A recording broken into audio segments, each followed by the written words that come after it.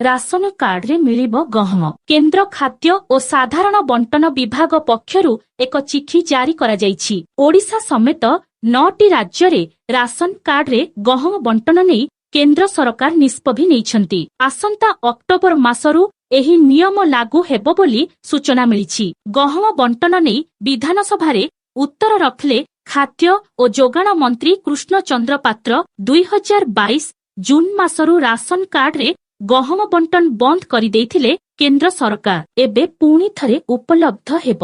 Labour card ଯୋଜନାରେ ନାମ ପଞ୍ଜୀକରଣ କରନ୍ତୁ, ମିଳିବ 5,000 ଟଙ୍କା। ଶ୍ରମିକଙ୍କୁ ବିଭିନ୍ନ ଜନହିତକାରୀ ଯୋଜନାରେ ସାମିଲ କରିବା ଲକ୍ଷ୍ୟରେ ସରକାର ବହୁ ଯୋଜନା କରିଛନ୍ତି। ଏହି ସବୁ ଲାଭ ପାଇଁ ସରକାର ମଧ୍ୟ ଶ୍ରମିକଙ୍କର ଲେବର କାର୍ଡ କରିଛନ୍ତି। କାର୍ଡଧାରୀ ଶ୍ରମିକ 1,000ରୁ 3,500 ଟଙ୍କା ପ୍ରଦାନ କରାଯାଉଛି। ତେବେ ଏହି କାର୍ଡରେ ଶ୍ରମିକଙ୍କ ପାଇଁ କଣ ସବୁ ସୁବିଧା ରହିଛି ତାହା ଆଗ ଜାଣିବା ଜରୁରୀ। ଏହି କାର୍ଡ ନିମ୍ନ ଶ୍ରେଣୀରେ ଥିବା ଶ୍ରମିକଙ୍କୁ ଅନେକ ସୁବିଧା ଦେଇଥାଏ। ତେଣୁ ଦେଖୁନିଅନ୍ତୁ ଏହି ଯୋଜନାରେ ବାହାରିଥିବା ଲିଷ୍ଟରେ ଆପଣଙ୍କ ନାଁ ଅଛି କି ନାହିଁ।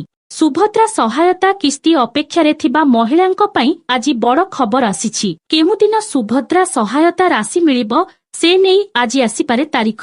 ଉପମୁଖ୍ୟମନ୍ତ୍ରୀ ପ୍ରଭାତୀ ପରିଜା ତାରିଖ ଘୋଷଣା କରିପାରନ୍ତି। 17 ତାରିଖ ଦିନ ସୁଭଦ୍ରା ଶୁଭାରମ୍ଭ କରିଥିଲେ ପ୍ରଧାନମନ୍ତ୍ରୀ ମୋଦି। ସେଦିନ 25 ଲକ୍ଷରୁ ଅଧିକ ମହିଳାଙ୍କୁ ପ୍ରଥମ କିସ୍ତି ଟଙ୍କା ମିଳିଥିଲା। ଏବେ ଆବେଦନ 92 ଲକ୍ଷ ଟପିଥିବା ବେଳେ କିସ୍ତି ଅପେକ୍ଷାରେ ହିତାଧିକାରୀ। ସୁବର୍ଣ୍ଣରେଖା ନଦୀରେ ବୁଡ଼ିଗଲା ନାବାଳକ।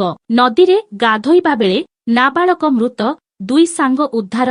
ଭରା ନଦୀରେ ସାଙ୍ଗ ହୋଇ ଗାଧୋଇବା ବେଳେ ଅଘଟଣ ଘଟିଛି। ସୁବର୍ଣ୍ଣରେଖା ନଦୀରେ ଜଣେ ନାବାଳକ ବୁଡ଼ିଯାଇଛି। ଅନ୍ୟ 2 ଜଣଙ୍କୁ ସୁରକ୍ଷିତ ଭାବେ ଉଦ୍ଧାର କରାଯାଇଛି।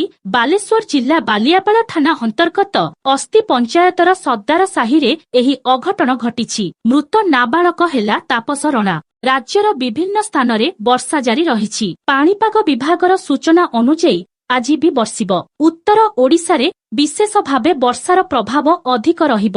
ରାଜ୍ୟର ଅନେକ ସ୍ଥାନରେ ବିଜୁଳି ଘଡ଼ଘଡ଼ି ସହ ହାଲୁକାରୁ ମଧ୍ୟମ ବର୍ଷା ସହ କିଛି ସ୍ଥାନରେ ପ୍ରବଳ ବର୍ଷା ହେବାର ସମ୍ଭାବନା ରହିଛି। ଆଭ୍ୟନ୍ତରୀଣ ଓ ଉପକୂଳ ଓଡ଼ିଶାର ଅନେକ ସ୍ଥାନରେ ବିଜୁଳି ଘଡ଼ଘଡ଼ି ସହ ହାଲୁକୁରୁ ମଧ୍ୟମ ଧରଣର ବର୍ଷା ହୋଇପାରେ। ସକାଳ 8:30ଟା ଯାଏ 21 ଜିଲ୍ଲାକୁ ୟେଲୋ ଆଲର୍ଟ ଜାରି କରାଯାଇଛି। କେନ୍ଦ୍ରାପଡ଼ା, କଟକ, ଜଗତସିଂହପୁର, ପୁରୀ, ଖୋର୍ଦ୍ଧା, ନୟାଗଡ଼, ଗଞ୍ଜାମ ଜିଲ୍ଲାକୁ ସତର୍କ କରାଯାଇଛି। ବଡ଼ଦାଣ୍ଡରେ ଆଣ୍ଠୁଏ ପାଣି ପୁରୀରେ କାଲିଠୁ ଛେଚୁଛି ବର୍ଷା। ପ୍ରବଳ ବର୍ଷା ଫଳରେ ବଡ଼ଦାଣ୍ଡରେ ଆଣ୍ଠୁଏ ଲେଖାଏଁ ପାଣି ଜମିଥିବାର ଦେଖିବାକୁ ମିଳିଛି। ପ୍ରବଳ ବର୍ଷା ଫଳରେ ପର୍ଯ୍ୟଟକ ମଧ୍ୟ ସମସ୍ୟାରେ ପଡୁଥିବା ଦେଖିବାକୁ ମିଳିଛି। ଆଜି ପୁରୀ ସମେତ ରାଜ୍ୟର 14ଟି ସ୍ଥାନରେ ପ୍ରବଳ ବର୍ଷା ସମ୍ଭାବନା ନେଇ ୟେଲୋ ମାର୍କିଂ ଜାରି କରିଛି ପାଣିପାଗ ବିଭାଗ। ଏଭଳି ଦେଶ ଓ ବିଦେଶର ଖବର ଜାଣିବା ପାଇଁ ଆମ ଚ୍ୟାନେଲକୁ ସବସ୍କ୍ରାଇବ କରନ୍ତୁ।